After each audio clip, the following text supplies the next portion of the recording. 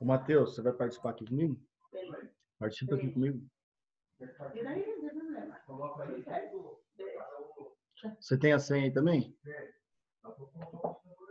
Ah, não, então, mas o teu tá aí. Participa aí, eu digo, participa na reunião, né? Tá bom? O que vocês vão fazer?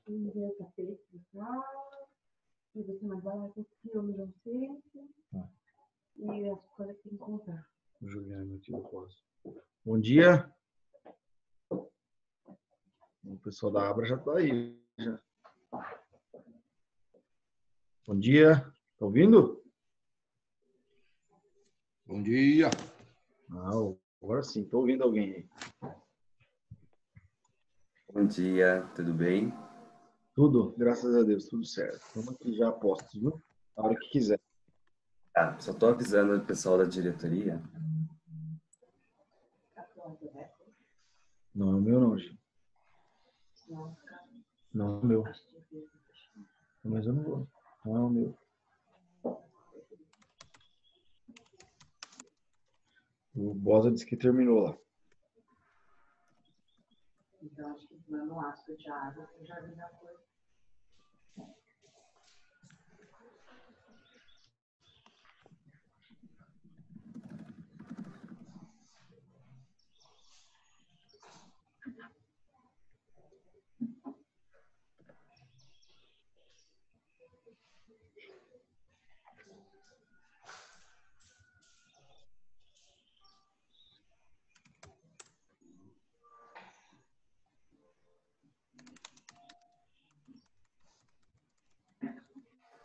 Você podia ir lá ver isso aqui, né? Daqui a pouco eu ia passar lá ver se ficou bom assim. Eu vejo lá depois. Ah, vai lá.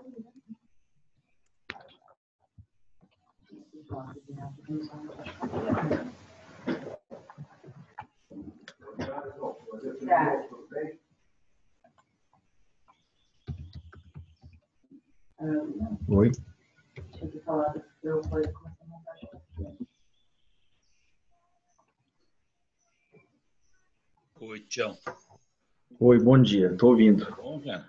Tá tudo Tudo jóia? bem, Pedro? Tudo em paz? Enquanto tá o Matheus, eu e o Alisson e o Lindolfo. Seguinte, a ideia é fazer uma rápida introdução, vou fazer de uns 3 minutos aí e passo para você. Aí você tem a palavra o quanto tempo quiser, 20 minutos, 30 minutos. E nós, no final da tua fala, a gente passa para perguntas de alguns. Não, talvez não dê para atender a todos, mas daí o pessoal faz por chat e eu mando para você. Não tem problema. Sem problema.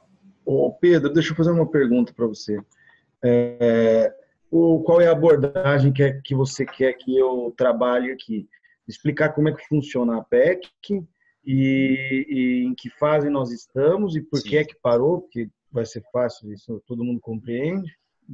E falar sobre o texto, ou não precisa, como é que você quer fazer? Não, assim, qual que é a ideia? Você veja, o que os associados estão colocando, Tião, bastante para nós, é o seguinte: por que vocês não entram com a DIN, que nem o Mato Grosso entrou tal? Eu falei, não, é diferente, porque você vai fazer análise da Constituição do Mato Grosso, tem algumas coisas que o Aníbal aqui, com a inteligência que ele sempre teve, quando foi presidente, secretário da Assembleia, ele colocou alguns detalhes diferentes ali.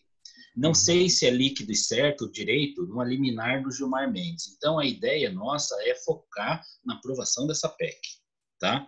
Por quê? Porque a gente não sabe o que vai acontecer no Supremo. Não quer dizer que a gente não venha, quando não der certo a PEC, a gente venha alçar esse atributo de Supremo, né? Porque a associação ela tem capacidade para fazer isso sem problema. Mas não é o caso, cara. Não é o caso. Porque... Eu vou explicar alguns outros aspectos, Pedro, que vale a pena a gente falar, porque a DIN contra a Constituição Estadual, ela vai aqui no TJ, ela não vai no Supremo, tá? E o TJ tem uma relação muito próxima do...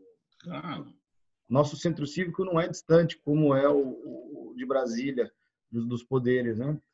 Tem um distanciamento diferente aqui é muito estreito, muito próximo.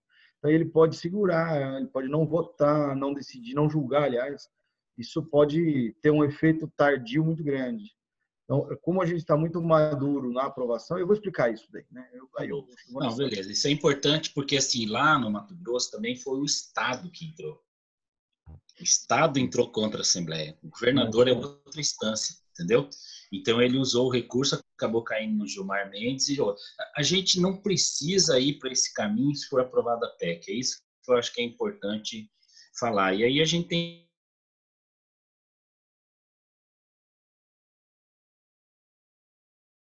a Assembleia a aprovação lá dos projetos. Inclusive, amanhã o ministro está conversando com o governador sobre a retomada das PCHs aqui. Daí a gente até pediu para o Matheus esse projeto aprovado, que é para mandar para o ministro. O Paulo já pediu, disse que o ministro ligou para ele pedindo os que estão aprovados no Paraná, porque ele quer dar um gás nas PCHs do Paraná. E eu, pelos meus cálculos, a gente tem condição entre esse semestre próximo e no próximo, do primeiro semestre do primeiro ano, do ano que vem, levantar aí uns 7 bilhões em investimento e mais ou menos uns 10 mil empregos, entendeu? Uhum. Então, só com esses projetos que já estão aprovados, que começa a obra, enfim. E eu acho que o governador e o ministro querem retomar isso. Só que, para a gente retomar isso, nós temos que ter a LP aprovada na Assembleia e as condições do IAP emitir a LI. Não adianta a gente trabalhar com um projeto que não esteja nessas condições, entendeu? Tá. Não é isso. A outra coisa é a questão da nano-CGH, aquelas que não tem barragem, o cara faz uma caixinha de abelha lá para gerar 7 quilowatts, e ele está tendo que passar pela Assembleia. O investimento de implantação dele na agricultura é 19, 20 mil reais para gerar 7 quilowatts, e ele gasta 200 mil reais no licenciamento. Então, isso o Márcio está resolvendo já com o Descomplica Energia lá pelo Estado, mas ainda falta a história da Assembleia desses... Eu não digo nem que isso aí é CGH, a gente tem que pôr outro nome nesse negócio, porque eu estou chamando de projeto caixa de abelha. É uma caixinha de abelhas. Aí passa 15 litros de água ali e gera 7 quilowatts, com 12 metros de queda. E isso aí vai ter que passar pela Assembleia. É muito complicado. O IAP está indo para dar dispensa de licenciamento para isso. Delay. Entendeu? E daí vai ter que passar pela Assembleia. Então, a gente tem um outro grupo de associados aí que é essa outra situação, mas está todo mundo no mesmo bolo. Porque falou em hidráulico, está ali, né? Outro questionamento também, Tião, é as térmicas. Nem todas as térmicas têm passado pela Assembleia. Exemplo, cana-de-açúcar.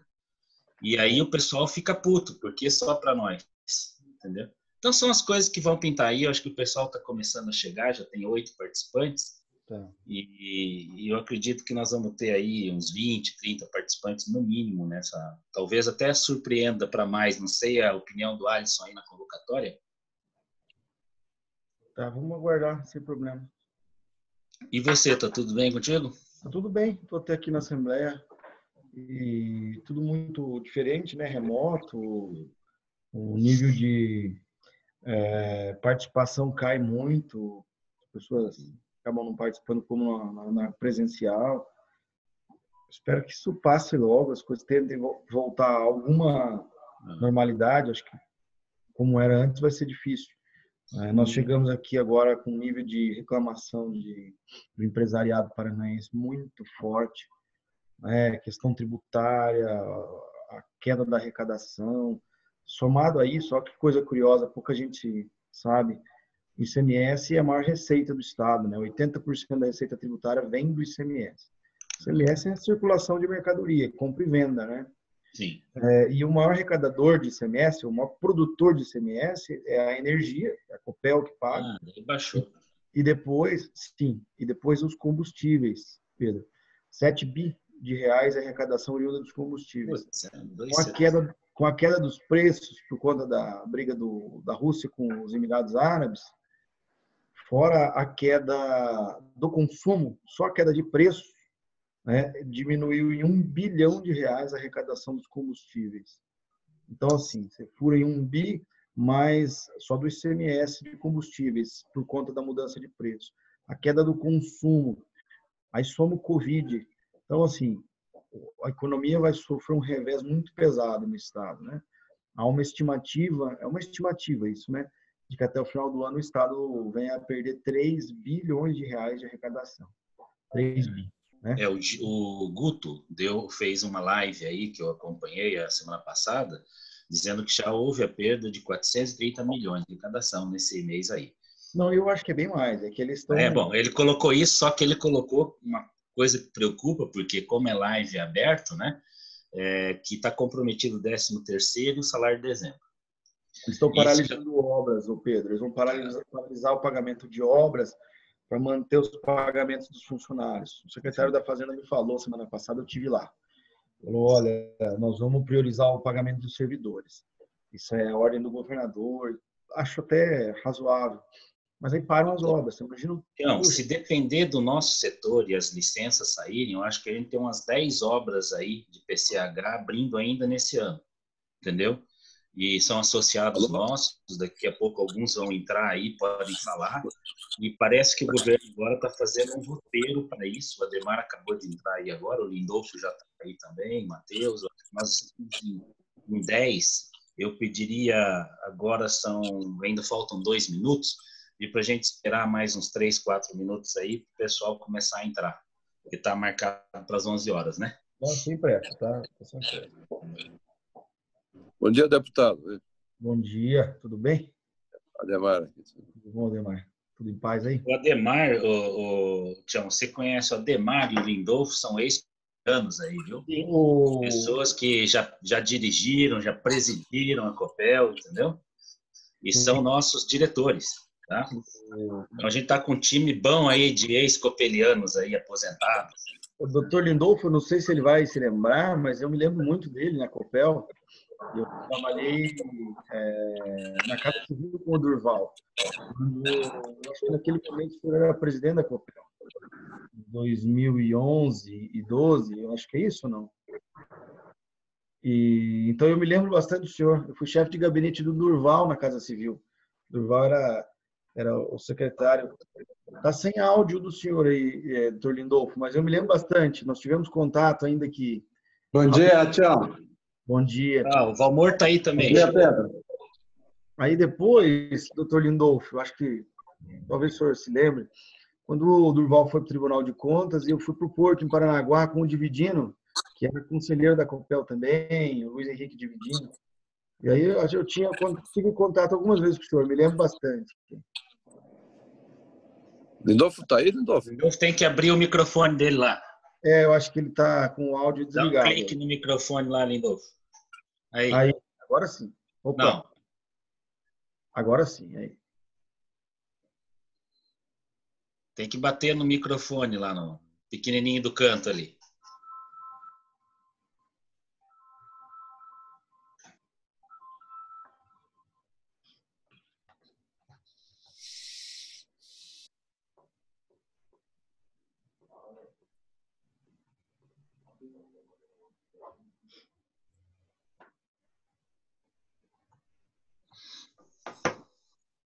Então, Tiago, você estava falando dessa questão da recessão também do Estado, né? Isso, amor. O duro que é difícil, você vê que o pessoal quer congelar alguns aumentos de salários, aí teria para algumas categorias, e estão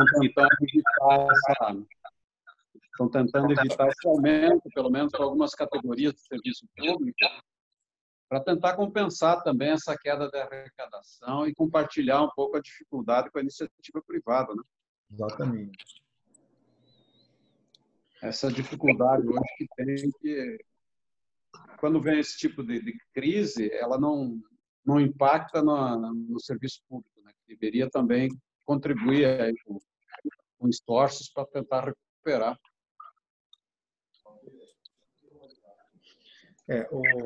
Até nossa conversa vai caminhar para esse lado, mas eu vou dizer assim como eu penso.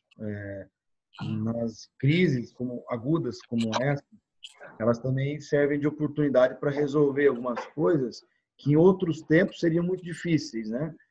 Então, por exemplo, você tem a possibilidade de desestatizar, que é a palavra que eles estão usando aí, porque as concessões ou privatização são palavras um pouco mais rechaçadas aí pelo conhecimento popular, enfim, ficaram até demonizadas em algum momento da história. Mas agora é a hora, né, de aproveitar que hoje o Covid e toda essa situação relativizou muito tudo, né? Por isso seria um bom momento para poder resolver uma série de problemas. Há 2 semanas atrás, eu fui a Brasília com o Guto, com o Traiano, e nós passamos um tempo conversando, porque era no avião do governo, então você fica ali confinado, conversando bastante. Sim. E uma das coisas que eu disse, e o Guto concordou, e eles vão tentar trabalhar nesse sentido, é que o ensino superior público, né, as universidades estaduais, elas são um sumidouro de dinheiro do Estado, sem fim, onde é uma obrigação da União. Então, nós pagamos a conta do vizinho, né? Quando a Constituição veio em 88, ela repartiu competências e obrigações e disse lá que a creche, a pré-escola são obrigações do município, o ensino médio e o ensino fundamental 1 e 2 são obrigações dos estados e que o ensino superior é obrigação da União. Tá? E por uma razão histórica, anterior à Constituição de 88, o Paraná interiorizou as universidades e fez com as universidades públicas, estaduais, né? Mas de 88 para cá, essa é uma obrigação que não deveria ser do Estado. E ninguém consegue enfrentar, porque você tem medo de enfrentar o sistema do funcionalismo, o sistema organizado da rede de educação. Tem uma série de questões corporativas. A maior parte da classe política não gosta de fazer esse enfrentamento, gosta só de conceder, não aos olhos deles. É muito mais fácil pegar o aplauso do que, nesse momento, o beneficiário é difuso, mas o impactado é concentrado. Não, mas aí só para você ter uma ideia, amor, o Paraná é uma empresa de 63 bi de orçamento, tá? Fazendo uma continha grosseira aqui. Sim. No geral, o orçamento do Estado, 63 bilhões de reais. E com uma folha de em torno de 25 bi de folha de pagamento, né? As universidades têm 2,5 bi de custo ano de conta que não é nossa, é uma conta da União. Então, dá 10%. 10% da folha, então. Da folha total, né? Mas do Estado, do executivo dá 4% da folha. Né? Mas, assim, é muito dinheiro, né? 4% do orçamento, desculpa.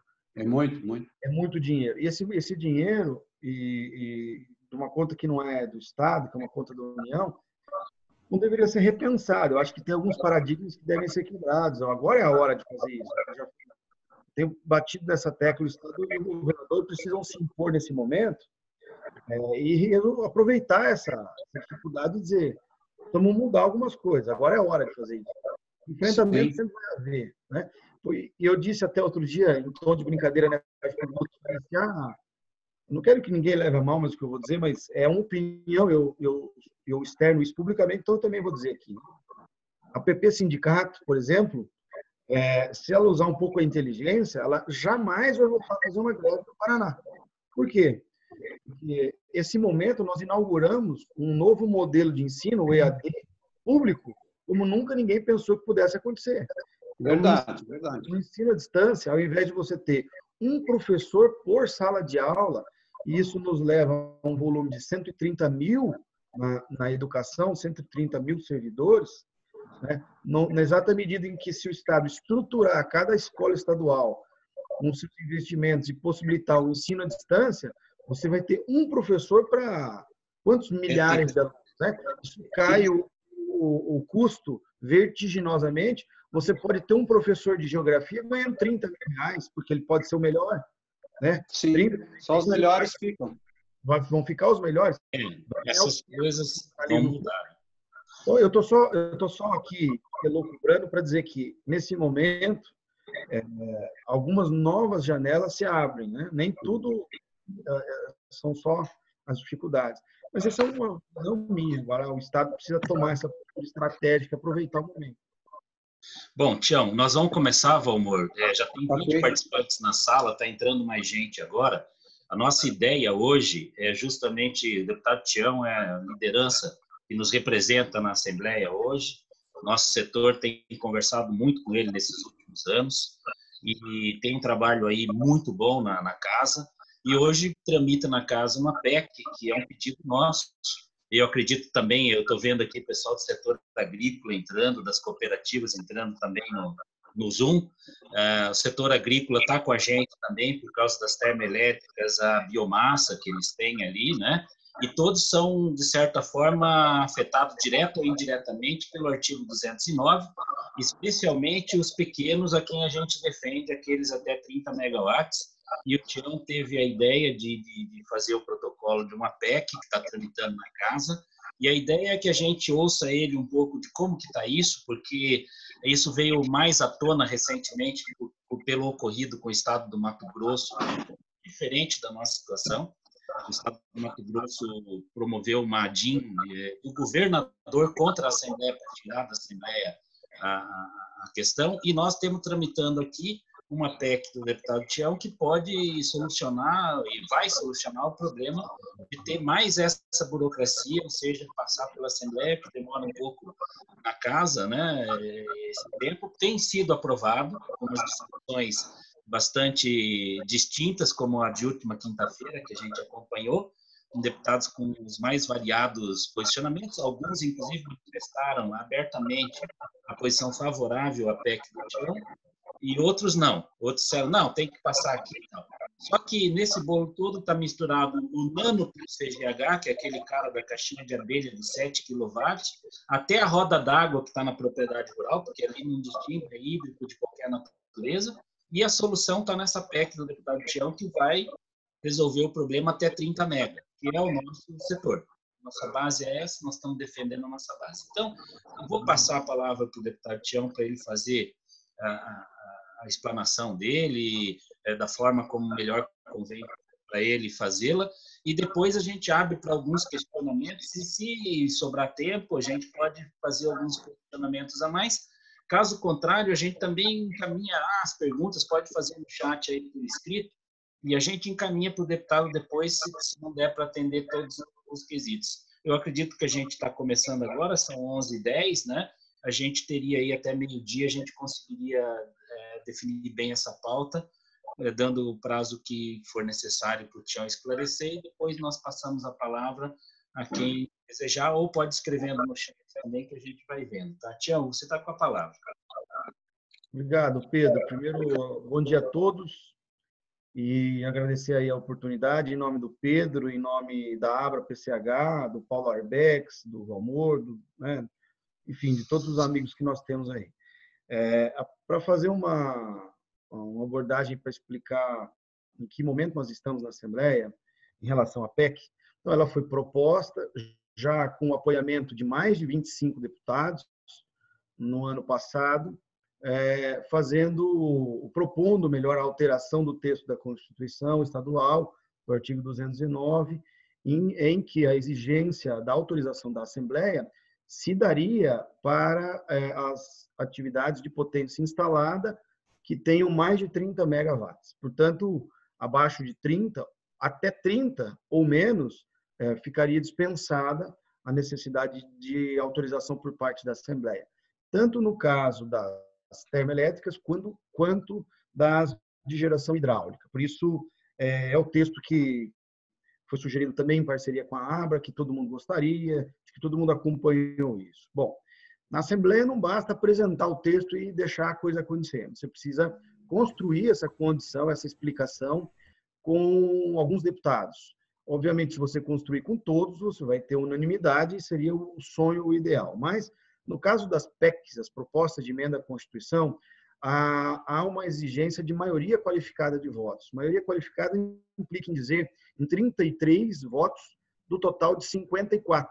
Como o presidente da Assembleia só vota em caso de empate, por isso ele tem o voto de Minerva, são 53 votantes do universo. Então, portanto, são 53 votantes e nós precisamos de 33 votos.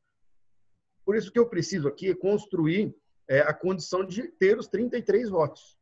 Ter a base do governo junto e alguns deputados que exercem as suas lideranças em relação aos seus blocos, ou enfim, né?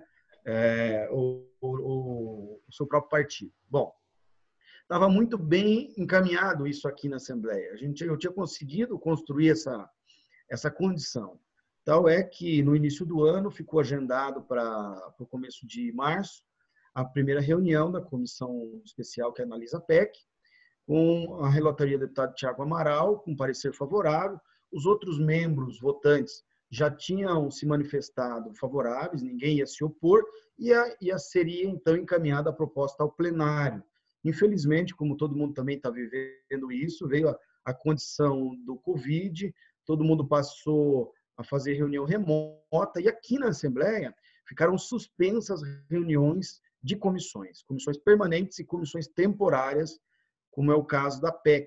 Quando se propõe uma PEC, é feita uma comissão especial temporária de análise, que faz o parecer e tal, depois submete ao plenário. Por isso, essas reuniões ficaram suspensas e elas não estão acontecendo em nenhuma comissão da Assembleia. Então, o que está sendo feito é só votação em plenário. Porém, não dá para fazer a votação da PEC apenas em plenário. Precisa passar pela comissão. Bom, essa é a realidade de hoje. Teríamos lá um contexto extremamente favorável nesse primeiro semestre se não houvesse esse percalço do Covid. Como é que nós vamos resolver? Até o Gustavo, o Pedro, me mandaram pelo WhatsApp a decisão que aconteceu lá no Mato Grosso. É uma decisão ainda em sede liminar, por isso não há confirmação de plenário.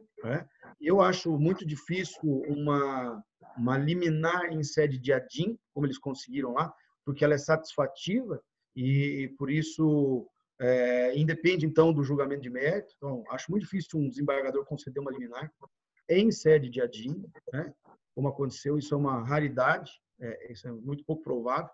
E como aqui no Paraná nós estamos aprovando as leis que são encaminhadas dos empreendimentos aqui, ano passado e esse ano somados já foram mais de 30 autorizações por parte da Assembleia, e eu não vejo uma necessidade de ajuizamento de uma ação, porque está muito bem amarrado aqui na Assembleia. O único percalço foi essa questão do Covid, a gente não conseguiu fazer as reuniões. Assim que as reuniões presenciais voltarem, eu tenho muita convicção de que o tema será submetido ao plenário e com alguma tranquilidade da aprovação dos 33 votos. É importante dizer que, ainda que nós não tenhamos unanimidade, 33 votos são suficientes, Então, basta ver aí o número de votos que nós tivemos nas aprovações anteriores. A semana passada, eu também vi, depois eu estava em trânsito, eu estava viajando, mas eu conversei com o presidente e com o líder do governo, o Russen, para garantir que nós tivéssemos maioria, e tivemos, de fato, maioria, uma maioria até folgada.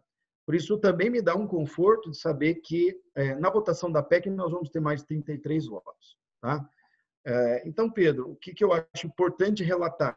Qual é o meu ponto de vista e minha sensação, minha percepção de tudo isso que nós estamos vivendo? Primeiro, não há necessidade urgente dessa alteração ou do ajuizamento da ação, uma vez que todos os projetos que foram submetidos à Assembleia foram aprovados. Segundo, nós temos uma possibilidade legal de fazer alteração aqui na Assembleia ainda esse ano, uma possibilidade muito grande, que está muito amarrado para isso acontecer. E terceiro, que um eventual ajuizamento de uma medida dessa em juízo, nós não podemos garantir o julgamento rápido. Esse é um julgamento que pode demorar meses ou anos. O judiciário, nos casos de ação direta de inconstitucionalidade, nem sempre julga tão rápido. É preciso reunir o órgão especial que julga matérias de declaração de inconstitucionalidade. O órgão especial não se reúne sempre. Se reúne eventualmente, é um quórum grande. Enfim, as discussões são longas. Essa é uma ação que poderia levar 1 ou 2 anos para ser julgada tranquilamente. Diante dessa constatação, me parece muito mais prudente aguardarmos o segundo semestre com as atividades normalizadas da Assembleia, é o que nós acreditamos, para que eu force a mão e a gente aprove essa alteração ainda esse ano. Diante dessa possibilidade, dessa perspectiva, eu sugeriria, só que eu posso fazer, aguardar o segundo semestre para que a gente possa avançar na alteração. Se por alguma razão no segundo semestre nós não tivermos sucesso na alteração, aí tudo bem. Acho que a Abra pode, como legítima representante do setor, promover o ajuizamento de uma ação direta de inconstitucionalidade. Mas eu, Pedro, gostaria de deixar claro que o clima hoje, embora nós não tenhamos unanimidade, o clima é bastante favorável na Assembleia. O que me leva a sugerir, como foi me pedido, que a gente aguarde o segundo semestre. Eu acho que seria bem prudente e fazer essa alteração de uma forma tranquila. Eu conversei mais com Pessoal, só feche os microfones de todos, fazendo favor, Alisson. E tem gente no fundo aí com o microfone aberto. Tião, você concluiu ou quer continuar? Não, eu concluo, Pedro. Eu acho que é isso. Eu espero que tenha sido claro a ponto de explicar como é que funciona aqui, de maneira sintética, o processo legislativo da PEC, que é um pouco diferenciado dos projetos de lei ordinária e complementar, mas que nós, na minha avaliação, ao meu ver, nós temos aí votos para poder fazer a aprovação do segundo semestre. Bom, o deputado gastou aí menos de 15 minutos, então nós temos um tempo, acho que, para trocar algumas impressões. A nossa ideia é ver contigo qual é a sua sugestão para nós, aliado ao setor do agronegócio também, que tem ali o impacto das térmicas à cana-de-açúcar, a bagaço, né? Que hoje elas estão, a visão de alguns, elas estão totalmente irregulares, porque elas não passaram pela Assembleia, elas geram energia e põem para fora, então não é geração interna. Em tese, se a gente olhar, todas elas estão inconstitucionais, diferente das hidrelétricas que passaram, estão de acordo com a Constituição do Estado. Até mesmo o Estado foi radical em alguns pontos e mandou para lá projetos de eólica, de outros que nem citados na Constituição são, mas por uma questão de, talvez, de respeito para com as outras fontes, tem mandado também, né? Então, essa coisa foi acontecendo assim, já gerou um histórico, começou lá com Mauá, onde não tinha regra, daí foi estabelecida uma regra que, após a LP, é que vai para a Assembleia. Então, quer dizer, a discussão de localização e tecnologia ambiental já está sanada. A Assembleia não tem que julgar isso. E o que a gente viu no plenário, os deputados querendo julgar isso, querendo julgar o papel do IAP, que não é o caso da Assembleia Legislativa fazê-lo. A Assembleia não é órgão licenciador, né, Pedro? A Assembleia não é... Então, e a gente ouviu essa discussão lá, e isso deixou a gente mais de cabelo em pé ainda na quinta-feira, e com mais vontade de ver com você o que nós podemos fazer para ajudá-lo nessa aprovação. Então, nós dependemos aí da tua orientação, dizer, se for o caso, nós vamos lá montar uma comissão falando com cada um dos deputados, explicar o que é, aí, se for o caso, aí você tem que avaliar, porque você conhece a casa melhor do que a gente, porque pressão demais atrapalha, de menos não resolve. Então, a gente tem que ver com você que conhece a casa qual que é até onde nós podemos ir enquanto sociedade organizada, uma organização da sociedade civil de empresários, né? E chegar lá e junto uma sugestão aqui. Alguém até fez uma pergunta sobre o que foi aprovado no Mato Grosso. Eu já falo, mas não foi uma aprovação, foi uma medida judicial. Eles conseguiram uma liminar, acho que a Flávia perguntou aqui, uma medida liminar de propositura do Poder Executivo para alterar ou para declarar a inconstitucionalidade, melhor, do texto da Constituição do Estado do Mato Grosso. E aí eles conseguiram uma decisão do Tribunal de Justiça local em sede de liminar, que é uma decisão unilateral, é frágil ainda, não tem uma decisão colegiada, né? Então, só para esclarecer, acho que a Flávia que perguntou aí. O Pedro, em relação aqui à Assembleia, o que a gente deve fazer? Primeiro, assim que as atividades retornarem, todas as segundas-feiras é possível abrir a participação para alguém de fora da Assembleia falar em plenário, por até 20 minutos. Eu sugeriria, primeiro, a Abra PCH requerer esse horário, eu faço pedido junto, e assim que as atividades voltarem, e define uma segunda-feira, a Abra vem falar aqui em até 20 minutos, de maneira sintética, que desmistificar um pouco do que são os seus empreendimentos, né? A gente chega ao absurdo de algumas pessoas que têm menos conhecimento dizer que as usinas vão gastar muita água. Claro, que não tem nada a ver, nenhum sentido, não se gasta água, é um ambiente de passagem, eu tento explicar isso, mas é muito, muito importante que a Abra venha com uma explicação sintética e que não passe de 15 minutos. Também, primeiro, porque os deputados não prestam atenção mais de 15 minutos. E segundo, porque o horário é até 20 só, né? São 20 minutos. Então, primeiro, se prepara para uma apresentação de 15 minutos aqui na Assembleia, assim que retornarem as atividades, né? Segundo, a sugestão que eu daria, do ponto de vista prático, se puder somar o apoio, a força da FAEP, né? Uma vez que as usinas hidrelétricas, as usinas de cana também podem ser impactadas, a FAEP tem muita força aqui dentro. Eles têm muito medo aqui, os deputados têm muito receio de se indisporem com a FAEP. Por razões óbvias, o Estado do Paraná é extremamente agrícola, a federação é bem organizada, bem articulada, ramificada no interior, e os deputados não querem ter enfrentamento com a classe rural e jamais. Então, a FAEP exerce uma mão forte aqui dentro da Assembleia, de maneira até muito impressionante. Por isso, falar com o Asdi, é uma pessoa extremamente sensata, inclusive ele é usineiro, né? Tem 8 usinas de cana, ele tem interesse direto nisso. Eu já tive a oportunidade de falar com ele e eu me dou muito bem com ele. Sou representante da FAEP aqui dentro também, né, da Assembleia, e acho que a força e o apoio da FAEP, eles são muito articulados aqui dentro. Tem muitos deputados que não vão contra o pedido da FAEP. Isso só consolidaria a votação da PEC. Minha opinião, Pedro, a ABRA deveria fazer o contato com a FAEP formal e pedir o institucional da Federação da Agricultura.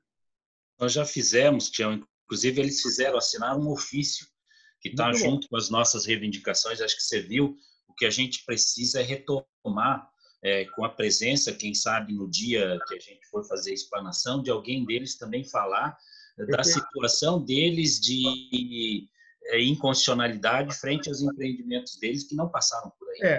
Pedro, dificilmente eles vão aqui chegar e falar que eles estão inconstitucionais. Eu acho que isso poderia não vão falar, não vão falar. Só que eles sabem que tem atrás esse passivo, entendeu? Então, diante criar um texto ou uma narrativa que não comprometa o passado deles, não vão fazer uma confissão de irregularidade, mas dizer que a FAEP tem interesse em resolver essa bronca daqui para frente. Acho que só cria uma narrativa que seja positiva, não para gerar problema com eles, muito pelo contrário, a gente quer o apoio deles para não ter. Porque, de repente, se alguém resolve ajuizar uma ação aí contra eles, isso dá uma confusão danada, entendeu? Obviamente, ninguém fez isso, não é nosso setor que tem interesse nisso também, ninguém quer fazê-lo porque a gente não acha justo que eles passem por lá também, né? Uma vez que já está aprovado pelo Instituto Ambiental, que é a discussão ambiental, as outras discussões não são de matéria legislativa, elas são de matéria simplesmente ambiental, né? E hoje o bagaço de cana é uma referência para a geração de energia equilibrada e sustentável, como as nossas CGHs e PCHs também. Então, a gente quer fortalecer o IAT, o Instituto de Água e Terra, e dizer para os deputados que qualquer discussão eles podem ter com o IAT lá. Não tem problema nenhum, pode fazer requerimento, continua o papel da Assembleia, nunca vai ser tolhido. Você pode fazer um requerimento, por exemplo, o IAT, exigindo que eles apresentem lá todos os laudos e as discussões ambientais daquele projeto. A qualquer momento o deputado pode fazer isso, né?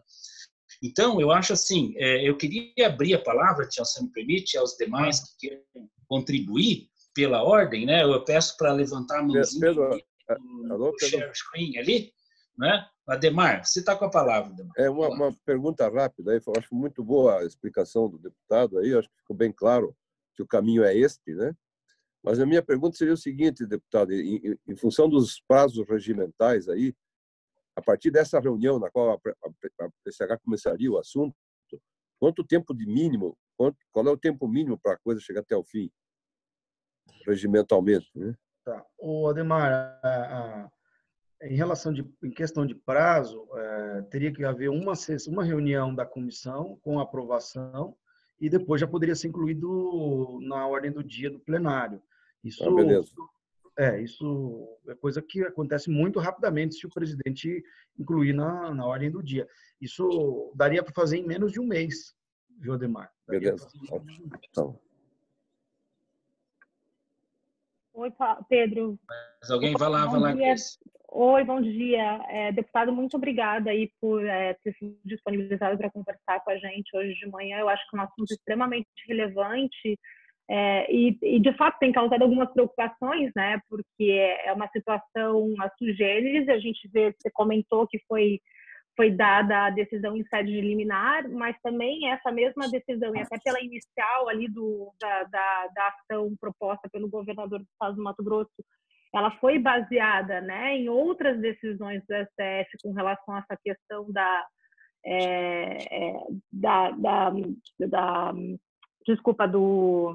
que outros estados também passaram pela mesma situação, né, Rondônia, Espírito Santo, ali a gente vê que tem decisões semelhantes. Então, a minha pergunta, eu concordo plenamente, acho que foi o ponto que o Pedro levantou ali, a nossa intenção não é, obviamente, causar qualquer desgaste, né, junto à Assembleia, mas também a gente poder valorizar, né, os nossos empreendimentos, então, até porque a gente tem decisões, né, precedentes favoráveis a essa situação. Então, a minha pergunta nessa linha, né, do passo a passo que você tinha levantado é se vale a pena a gente, junto com esses ofícios, inclusive, a trazer essas decisões judiciais que são favoráveis, né, porque é uma inconstitucionalidade vista aí pelo Estado do Paraná, é uma ofensa, né, que a gente fala, né, os princípios da separação dos poderes, porque tem a atribuição executiva ali do órgão ambiental, enquanto a Assembleia está querendo ali fazer o papel às vezes, do órgão ambiental. Então, a gente tem essa preocupação. Se vale a pena a gente juntar essa decisão a essas outras decisões, até para fundamentar e te respaldar na sua PEC. E a minha outra pergunta é que você tinha levantado que já tinham 25 deputados favoráveis à PEC, então aqui a gente teria mais 8 para correr atrás, e se a gente consegue identificar quais seriam esses outros deputados, ou eventualmente os demais que ainda não se manifestaram a favor dessa PEC, para que a gente possa também te auxiliar.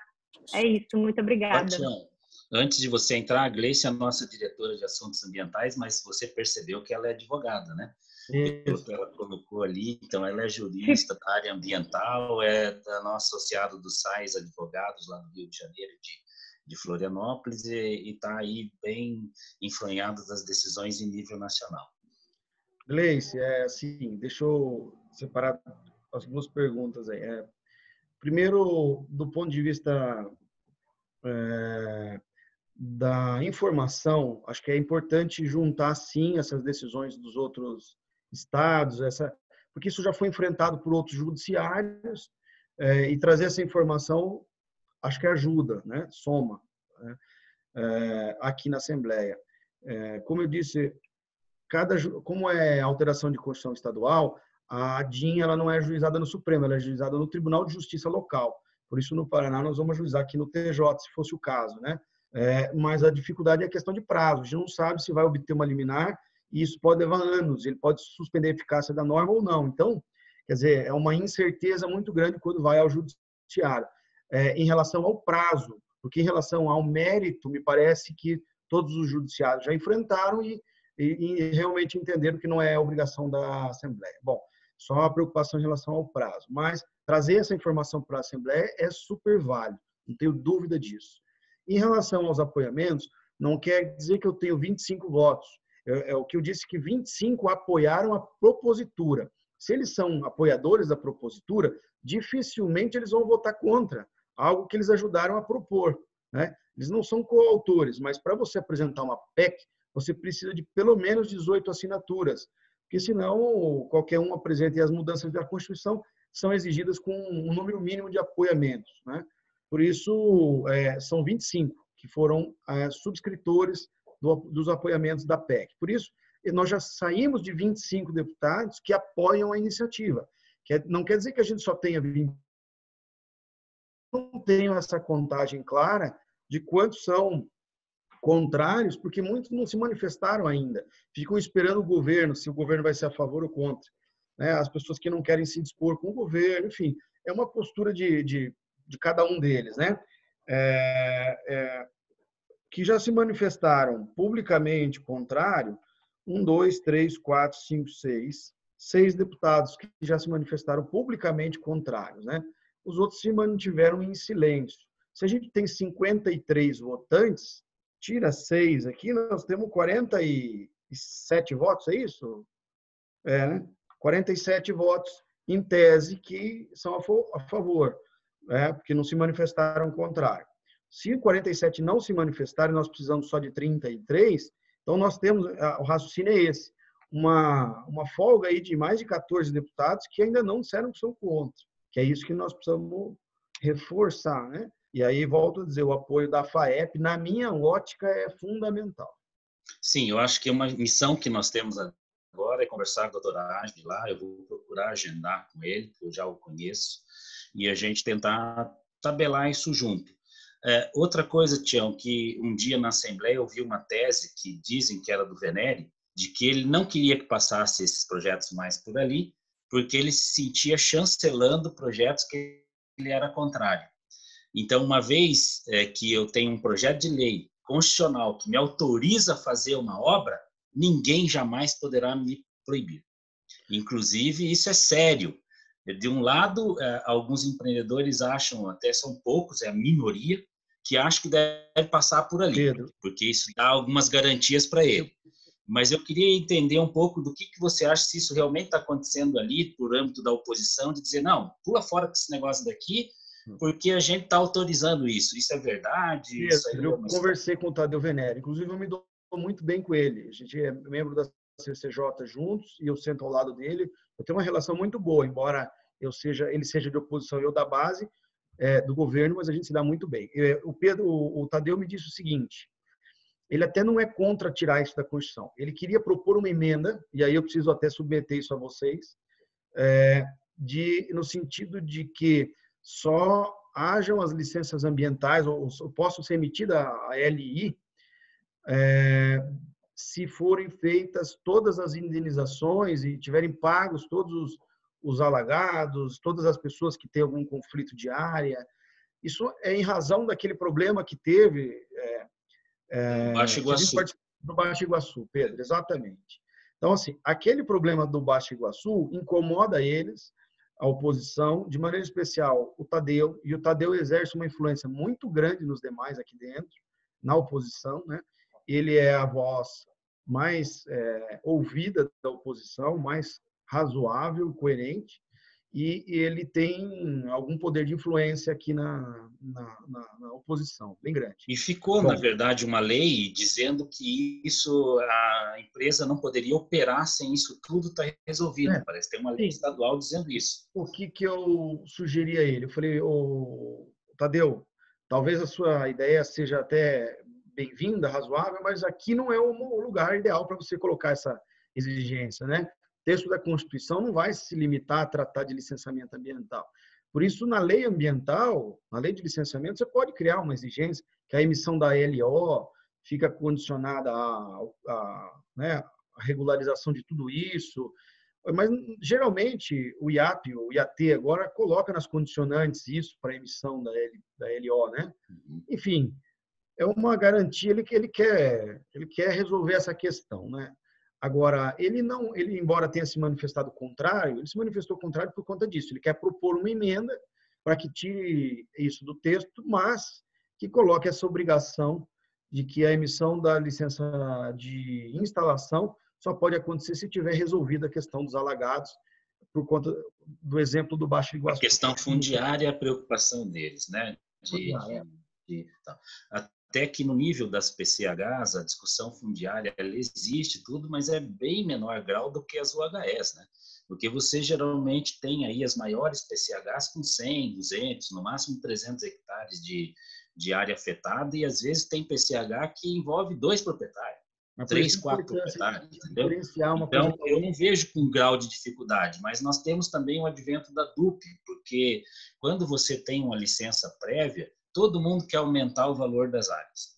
Aí você chega na LI, principalmente aquelas que são dupadas, né, acima de 5, são os casos das PCHs, aí o advento da DUP pode ser utilizado. Acontece que o advento da DUP, quando utilizado, ele vai até a LO.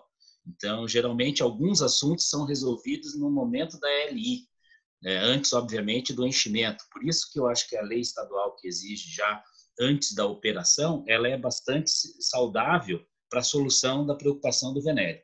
Tá? Quer dizer, ninguém vai fazer uma obra que depois não vai poder operar, então ela vai ter que resolver o problema fundiário. Só que aí é entre a LI e a LO. Eu acho que a gente poderia até concordar com a emenda dele para a LO. Não poderá operar sem resolver todos os problemas fundiários. Porque ninguém é louco de fazer o empreendimento e ter um problema fundiário e não poder operar depois. Então, eu acho que isso já poderia ajudar ele. Ou antes do enchimento do reservatório, que daí é o alagamento, né? Do lago. Então, acho que alguma coisa dá para a gente ajustar para ter esses votos da oposição, viu, Tião? Porque eu estou achando que eles vão ser importantes. Se fizer isso, Pedro, na minha avaliação, vai reduzir os opositores aí a quase nada. Exatamente. Outra coisa que queria, não é motivo do nosso debate hoje, mas você também é autor da lei do licenciamento estadual, que está muito baseado naquela normativa que está sendo discutida no Congresso Nacional também. Eu queria ver se alguém ainda tem mais alguma pergunta da PEC e dar alguns minutos para o deputado ainda antes de nós encerrarmos ao meio-dia, para ele falar um pouquinho sobre essa questão do licenciamento. Mas antes eu queria deixar aberto aí, se alguém mais quiser fazer algum comentário, alguma pergunta sobre a PEC ainda. Arbex, está com a palavra. Está funcionando o meu microfone? Não, tem o microfone, sim. Ah, tá legal. Deputado Tião, bom, primeiro queria dar os parabéns aí pelo trabalho que o senhor vem fazendo aí com a PEC. A gente sabe que não é fácil, é uma mudança de Constituição e está fazendo um trabalho brilhante, com bastante apoio e tal. A gente acha que isso aí pode ajudar muito, né? Eu fui anotando aqui algumas coisas que o senhor foi colocando, mas assim, para sugestão, né? A primeira sugestão é com relação a esse ponto que o Pedro colocou, acho perfeito. Só importante colocar na LO mesmo, né? E tomar cuidado de colocar também na legislação que é a obrigação de pagar ou depositar em juízo o valor determinado, né? Porque senão, se a gente ficar dependendo de uma decisão judicial em última instância, isso pode levar muito tempo, né? Porque também tem, do mesmo jeito que tem empreendedor que quer comprar terra barata, tem muita gente que falou que a usina quer cobrar 10 vezes o valor de mercado da terra, né? Então, muitas vezes acontece de a gente ter que pedir avaliação, pedir um juiz para ter uma decisão neutra entre as partes com relação a isso, né?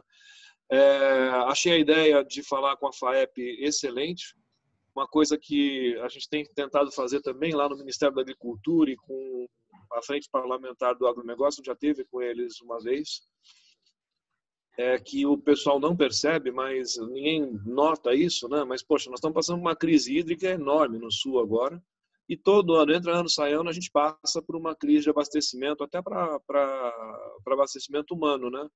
E o motivo disso aqui no Brasil, que tem 12% da reserva hídrica de água doce, né, do mundo, chega a ser uma piada a gente está passando por isso, né? Assim, é o cúmulo da incompetência.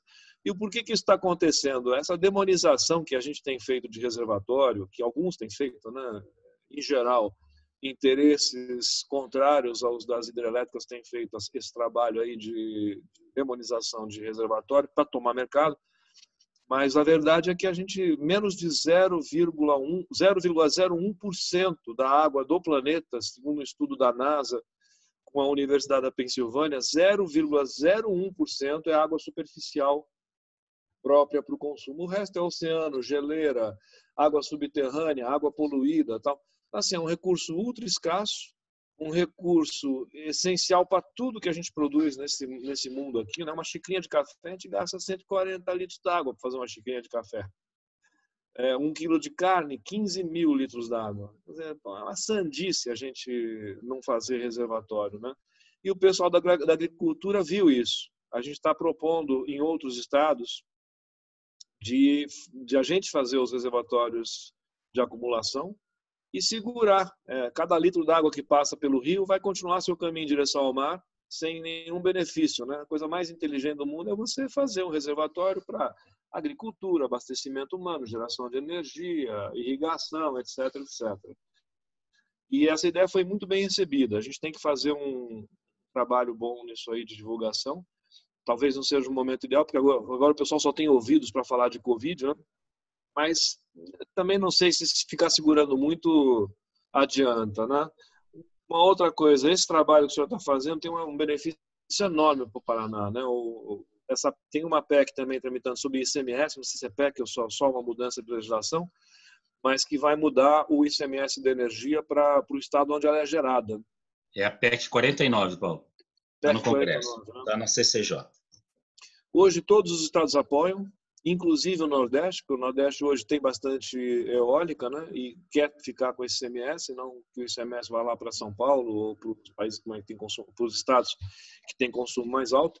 Agora, a gente precisa começar a mexer hoje, destravar as hidrelétricas hoje, porque tem prazo de construção e tal, para quando sair essa PEC, o ICMS já entrar na veia aí no orçamento do estado, né? Vai beneficiar o próprio estado. Viu, Paulo? Só sobre isso a gente já conversou com o governador. A estimativa é que o Paraná vai ter uma arrecadação aumentada de 30 bilhões de reais por ano. 30 bilhões. Dá para pagar toda a folha de pagamento só com a volta do ICMS para a geração, não no consumo. Então, tudo aquilo que você falou há pouco, Tião, na entrada, que baixou o ICMS da energia e tal, por quê? Porque está sendo nada para a base, que é onde está o impacto ambiental, onde tem a geração, que é um impacto baixo mesmo, onde tem a geração. E agora, com essa PEC, que está na mão do Francischini, deputado do Paraná, deputado federal do Paraná, Felipe Francischini, que é o presidente da CCJ, para ele fazer rodar no Congresso, e tem o apoio de 24 unidades 23 ou 24 unidades da federação. Ainda tem restrições no Rio de Janeiro e São Paulo, porque eles teriam uma perda momentânea, apesar de que São Paulo também é um grande gerador de energia. E eles pediram para equilibrar a balança, dando 5 anos de prazo para transferência. Então, 20% a cada ano nesses 5 anos, o que os demais estados também não são contrários, porque ninguém está aqui no Brasil para quebrar o estado do outro, né? Mas também a gente está para ver o nosso estado, que é gerador, e os outros estados são geradores também, ter um retorno, como agora os nordestinos estariam a favor, como o Paulo disse. Só para esclarecer, a gente está trabalhando nisso, junto com a Associação dos Municípios Atingidos por Alagados, tá? Que é a MUSO. E a MUSO adora hidrelétrica, quer mais hidrelétrica, né? A única coisa que eles querem é que a arrecadação lá vá para o município, e que eles têm uma série de reivindicações, não? Mas é interessante ver isso. Eles querem poder usar o reservatório para lazer, para turismo, eles querem poder construir na beira do reservatório, né? E não ficar aquela APP de 100 metros, que eles querem flexibilizar isso tudo. Acho que é a única fonte que valoriza o seu entorno, né? Instalou a hidrelétrica, todo mundo vai atrás. Tem mais um detalhe só que eu gostaria de falar. Estamos tendo uma discussão imensa aí em relação à Mata Atlântica, se segue o Código Florestal, se não segue o Código Florestal. Para nós é importante ter a floresta, principalmente nas nascentes, nos rios que vertem para o reservatório, porque nós temos casos, inclusive, provados de quanto mais o agricultor, que é nosso parceiro, protege a nascente, protege ali o rio, mais água a gente tem, mais energia nós podemos gerar também, e isso está provado agora no nosso associado, que é a Pesqueiro, com a Klabin executando as matas ciliares todas no entorno, aumentou o volume da água e aumenta a capacidade de energia. E com a estiagem, é fundamental isso. Eu não estou falando aqui só de mata ciliar em torno do reservatório, que isso aí a gente já faz.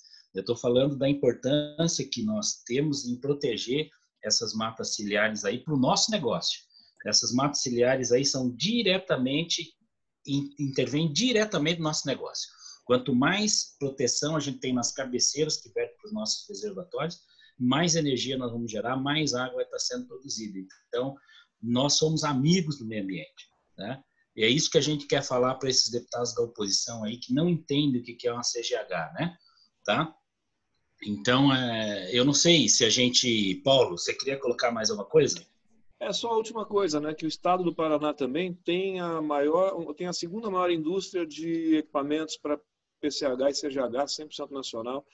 Quer dizer, o Paraná tem um dos maiores potenciais hidráulicos remanescentes, o Paraná tem a segunda maior indústria hidráulica do Brasil, para PCHs. O Paraná tem tudo para ganhar em aumentar a geração de energia de PCH, né, deputado? E tem algumas outras coisinhas aí, algumas outras coisas que poderiam ser feitas para ajudar, né? O IAT está para soltar uma resolução, a gente está trabalhando nisso, é só pedir assim, caso seja necessário, se o senhor puder dar um apoiozinho adicional, ajudar a pedir celeridade para a turma do IAP nessa resolução que simplifica as micro e pequenininhas PCHs, né? O Pedro e a Gleise estão trabalhando forte nisso daí, eles têm todos os detalhes, mas a ideia não é relaxar no ambiental, a ideia é a gente reconhecer uma realidade. A realidade é o seguinte: nós não temos técnicos ambientais no Brasil, aliás, o mundo não tem técnico ambiental suficiente para aprovar todo e qualquer empreendimento que for feito nesse país. Então, a gente tem que usar os nossos técnicos para cuidar preferencialmente daquelas atividades que têm maior dano ambiental e que não é CGH, não é PCH, nem é UHE. É petróleo, é mineração, é petroquímica, é química, são esses tipos de indústrias que têm o maior dano ambiental. Então, se a gente não consegue cuidar disso, não dá para ficar exigindo 300 mil estudos de uma saúde, de uma CGHzinha, de uma usininha que não inunda 2 campinhos de futebol de pasto, às vezes, né? Então, é mais simplificar para poder agilizar e os órgãos ambientais focarem o tempo, o esforço e a sua qualidade técnica naquilo que tem potencial de maior dano, né? É só isso, eu só tinha esses pontos aí. Beleza, Paulo, eu vou deixar os 10 últimos minutos agora para o Tião, temos 12 ainda, dizer que eu e a Gleice estamos acompanhando isso, tem um esforço muito grande aí do secretário Márcio Nunes, do Everton, do Volney, e principalmente dos técnicos lá do IAT, os colegas que estão ali, que carregam e tocam o piano, né? Eu estou vendo que o Tadeu está com a gente aí, representando o pessoal, depois eu peço a ele também que passe para os demais. Alguém está compartilhando uma tela aí que eu pediria para... Fui eu não estou sabendo. Eu não estou sabendo como que eu tiro. Do Paulo, mas pode tirar, o Alisson que pôs a tela? Não, eu coloquei isso aí sem querer.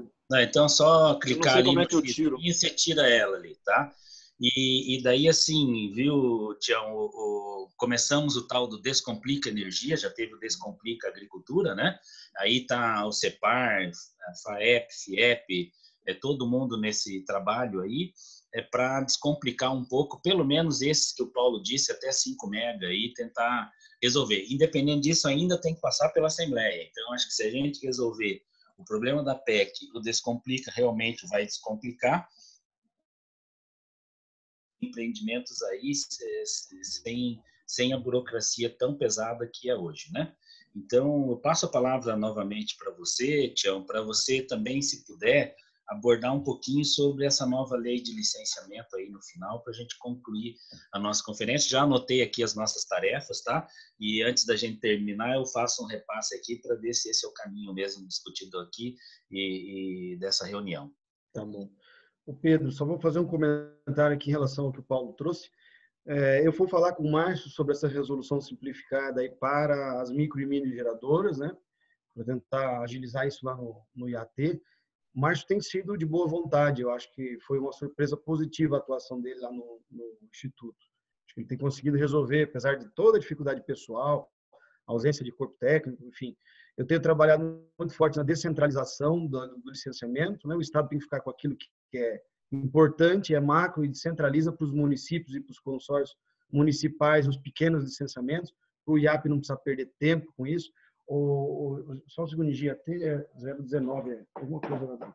Bom, desculpa. E outra coisa que eu queria dizer, lá na CCJ em Brasília, Pedro, venceu o mandato do Francisquini, um ano só que não teve eleição esse ano ainda, por conta que quando ia começar as reuniões da eleição, teve todo aquele problema, e aí o Congresso ainda não votou quem vai ser o novo presidente da CCJ, tá? É um ano só o mandato, encerrou no ano passado.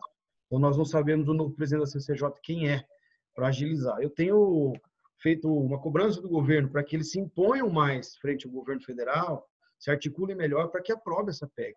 Embora eu acho que não vão deixar 100% do dinheiro vir para o Paraná, dessa mudança do ICMS, e eles também têm segurado um pouco as alterações por conta da reforma tributária que está tramitando lá. E o ICMS seria extinto. Um dos impostos que seria extinto seria o ICMS, né? Eles extinguiriam e fariam um único imposto em relação a PIS, COFINS, contribuição social sobre o lucro líquido e ICMS. E aí repartiriam de uma outra forma. Enfim, é uma proposta que está caminhando com bastante força no Congresso. Já está bem avançada, né? Que é o do deputado Baleia Júnior. Em relação... É o Baleia Rossi, né? Baleia Rossi, melhor. Desculpa, Pedro, é isso mesmo. E em relação à lei que está proposta aqui na Assembleia, está no CCJ, foi vista, e aí a gente interrompeu as atividades. Então, eu propus a mudança em parceria com o Pedro, ele me ajudou a redigir o texto, na parte técnica, é uma nova lei de licenciamentos. Eu vou aproveitar e responder também a pergunta da Flávia, porque nessa proposta ela tiraria e daria prazo para os intervenientes se manifestarem, como ela trouxe um exemplo aqui, ela tem uma licença que está há 6 anos, aguardando a Fundação dos Palmares manifestar anuência ou não. Por isso, a nova lei daria prazo para esses intervenientes fazerem 30 ou 60 dias, e não mais do que isso. Como no litoral tinha o COLIT, e assim o Estado tem uma série de intervenientes, né? O ICMBio e assim por diante. Então, não seria excluí-los, mas dar um prazo razoável, hábil, para que eles viessem ao processo, se manifestassem, sim ou não. O silêncio seria a anuência, a aquiescência, e o processo de licenciamento seguiria. É isso que está proposto lá, né? Então, agora está na CCJ, isso foi pedido vista, agora tem que passar pela CCJ para seguir as demais comissões. É um trâmite muito mais complexo do que da PEC, por exemplo. Vai ter que passar por comissão de meio ambiente, comissão de agricultura, enfim. Então, vai ter que desenrolar aqui na Assembleia, deve demorar bem mais. Para encerrar minha participação, eu diria que essa parceria com a agricultura é muito bem-vinda. Você falou dos reservatórios, em algum momento aí, Paulo. A agricultura de precisão é uma realidade, remunera de maneira suficiente ao produtor fazer o reservatório. A agricultura tem remunerado muito bem, eles têm buscado alternativa de complemento de água para a planta, né? A irrigação é só o complemento, é só o que falta, não é para alimentar a planta na vida total dela. Por isso, eu acho que essa parceria com a agricultura ela é uma simbiose muito rica, muito produtiva, que eu acho que vale muito a pena para você. Pedro, eu fico aqui à disposição, se tiver mais alguma pergunta, mais alguma coisa que eu puder contribuir. E no mais, continuo no gabinete também em outras oportunidades. Meu telefone está à disposição de cada um de vocês, WhatsApp, o meu número, o Pedro tem aí, o Valmor também, o Paulo Arbex, todo mundo tem. Fique super à vontade, não tem dificuldade, igual a Flávia está com um processo travado lá no IAP. Se eu puder ajudar, enfim, contem comigo. Eu estou aqui, não sei até quando, mas o tempo em que eu tiver, eu quero ser útil para a sociedade. Eu acho que essa é o grande desafio de quem está na vida pública, fazer algo que contribua efetivamente para o desenvolvimento. Então, me usem aqui como uma ferramenta de vocês, de solução de problemas, de resolução, enfim, contem comigo aqui. Obrigado, Tião. A gente queria agradecer em nome da ABRAPCH, aí, Paulo, todo mundo, né? E os diretores todos presentes. Nós tivemos 30 participantes aqui na nossa reunião hoje, que é muito produtivo. E as tarefas, a gente já anotou algumas aqui, entre elas nós vamos procurar a FAEP, vamos falar com a presidência deles lá, o AGID. Nós vamos fazer um ofício pedindo para explanar aí na Assembleia, em nome da ABRAPCH, abrir um espaço para nós aí no debate da PEC.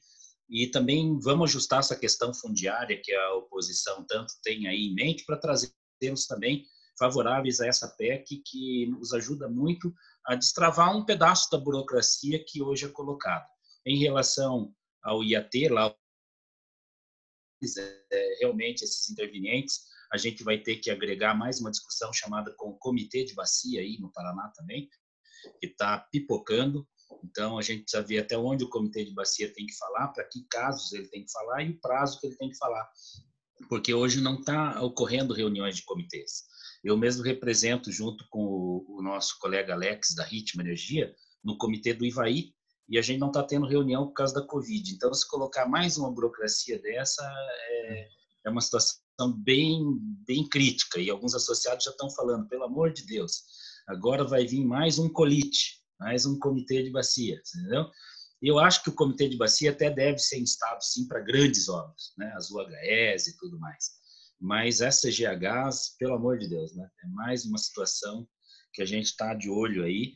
E, na pior das hipóteses, se tiver que ouvi-los, damos prazo, então, de 30, 60 dias, eu acho que a gente resolve também o problema da burocracia.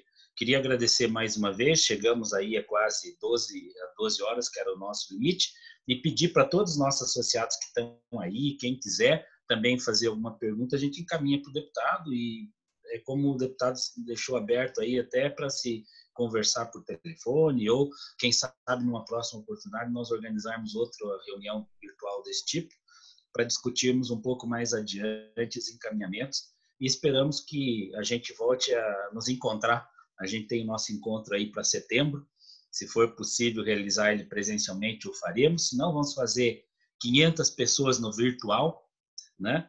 E vai ser muito interessante nós fazermos uma reunião com 500 inscritos, com painéis e tudo de maneira virtual. Não sei nem como pensar isso ainda, mas nós vamos fazer esse encontro em setembro de uma forma ou de outra, e já contamos aí com o convite a você, a sua participação, Tião, tá? Muito obrigado. Se você desejar falar mais alguma coisa, fica com a palavra. Não, só agradecer, Pedro, e deixei meu contato ali no chat, meu celular e o número do gabinete. Quem quiser tomar nota, fique à vontade aí, tá? Obrigado, Pedro. Obrigado a todos, então, gente. Foi muito boa a participação. Deputado. Parabéns, aí, viu? Obrigado. Um abraço para todos. Grande abraço. Tchau.